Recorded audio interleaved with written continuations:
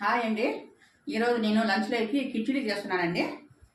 ఆ కిచిడికి కావాల్సినవి ఉల్లిగడ్డ, పచ్చిమిరకాయ, పుదీనా, అల్లం వెల్లుల్లి పేస్టు, ఇది పెసరబేళ్ళండి నానబెట్టుకున్నాను.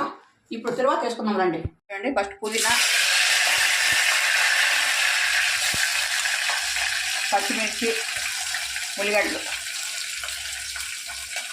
మగ్గించుకుందామండి. చూడండి, ఉప్పు వేస్తున్నాను. పెసరబేళ్ళు,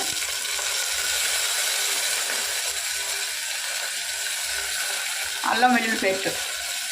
ఇది లైక్ సన్న మంట మీద మగ్గియాలండి. ఇది చూడండి, మగ్గించుకున్నాక కొంచెం మగ్గించుకున్నామండి. మసాలా మగ్గిపోయింది. 1 గ్లాసుకి 2 గ్లాసులు చప్పున నేను 1.5 గ్లాస్ వేసినాను. 3 గ్లాసులు నీళ్ళు పోస్తున్నానండి.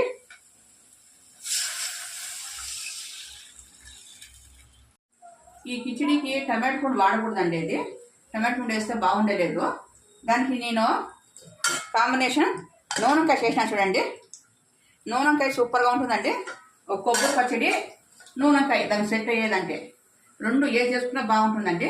ఈ నూనెంకాయ నా ఛానల్లో పెట్టాను, అప్పుడే చూడండి. ఎసురు కాగింది. బియ్యం వేసుకుందామండి. చూడండి, ఉడుకుతుంది. మరి కలిదిప్పుకొని నీళ్ళన్నీ ఇమిరే వరకు పెట్టుకుందామండి. చూడండి, అన్నం అంతా ఎంత ఇమిరిపోయిందో.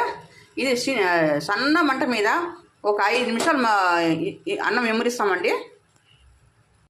చూడండి, రెడీ అయిపోయింది కిచిడి నూనెంకాయ.